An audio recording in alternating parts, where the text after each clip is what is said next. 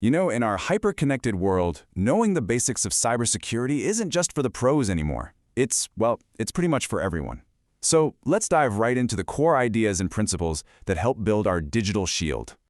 Because that's really what we're talking about here, building your own digital defense. I mean, think about it. So much of our life is online now, from our bank accounts to our social lives. Knowing how to protect that stuff isn't just optional anymore. It's a critical life skill.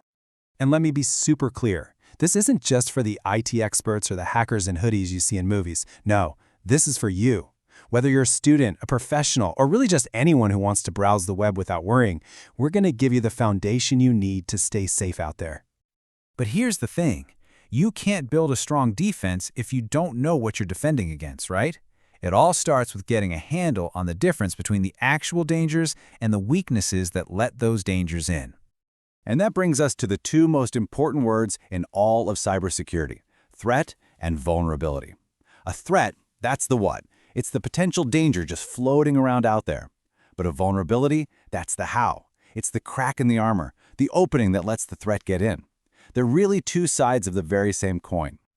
I love this quote. It just nails the concept perfectly, doesn't it? It's such a simple but powerful way to think about it. An unlocked door isn't really a problem until a burglar shows up. And a burglar can't do much if all the doors and windows are locked tight. You've got to deal with both to be safe. So, sticking with that idea, let's start by getting to know the burglars, the main threats that are lurking out there in the digital world. Understanding who they are is our first real line of defense. First up, we've got the big one, malware. This is kind of a catch-all word for any piece of software that was written to do bad things. You know, from viruses that mess up your files to ransomware that holds your computer hostage, it all falls under this one big, nasty umbrella. Next, we have phishing, and this is all about the art of deception.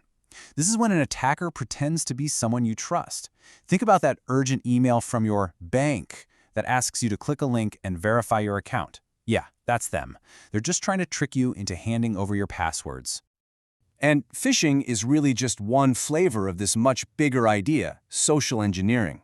This is the masterclass in hacking the human brain. It's about using psychology to manipulate people into making mistakes. It's not about tricking a computer, it's about tricking a person. Now, beyond those, the dangers get even more sophisticated. You've got advanced persistent threats, or APTs, which are like these long-term, sneaky spy missions against a big company. Then there are denial of service attacks, which are just a brute force way to knock a website offline by flooding it with junk traffic. And of course, insider threats, the danger that comes from the inside. And this stuff is always changing. Attackers are using zero-day exploits to hit security flaws that developers haven't even had a chance to fix yet. They use man-in-the-middle attacks to secretly listen in on your connection, maybe at a coffee shop with free Wi-Fi. And credential stuffing is when they take huge lists of stolen passwords and just try them everywhere, hoping to get lucky. Okay, so those are the threats. Those are the burglars. Now let's flip the coin and talk about the vulnerabilities. These are the unlocked doors that the burglars are always rattling, hoping to find a way in. Remember, a threat is pretty much useless without a weakness to exploit. So where are these weak spots? Well, honestly, they can be anywhere. A bug in an app's code, a system that's still using its default out-of-the-box password, or a network that isn't properly secured. And then, of course, there's the human factor, which, let's be real, is often the biggest vulnerability of all. What I think is so interesting here is how much this expands our idea of a weak spot. It's not just about software anymore. An unlocked server room? That's a physical vulnerability. A partner company that gets hacked? That's a supply chain risk.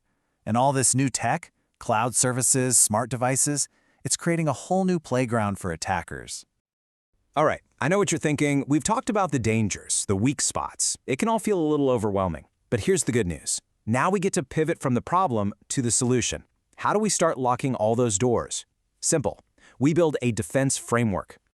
A really solid defense starts with understanding this key difference. Policies are the big picture rules. They're the what. They say we must protect customer data. Procedures, on the other hand, are the step-by-step instructions. They're the how.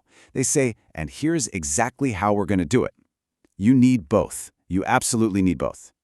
So what do these policies look like? Well, first up is access control. This is all about deciding who gets a key and what door that key opens. And the guiding light here is something called the principle of least privilege, which basically means you only give people access to the absolute bare minimum they need to do their jobs, and nothing more. Next, you gotta have a plan for when things go wrong, because eventually they will. An incident response policy is your emergency playbook. What do you do the moment you realize you've been breached? Who do you call? Figuring this out before a crisis hits is absolutely critical. And finally, there's the acceptable use policy. This is just about setting the ground rules for everybody. What are you allowed to do on the company network? What's off limits? It just helps manage expectations and, stops people from doing risky things. So all those rules and plans, they're not just words on a page. They lead to these actions right here. Systematically patching your software is like fixing the broken locks on your doors. Using multi-factor authentication is like adding an extra deadbolt. And most importantly, training your users turns your biggest potential weakness into your absolute strongest line of defense. So we've walked through the whole thing. We've met the burglars, we've found the unlocked doors, and we've drawn up the security plan.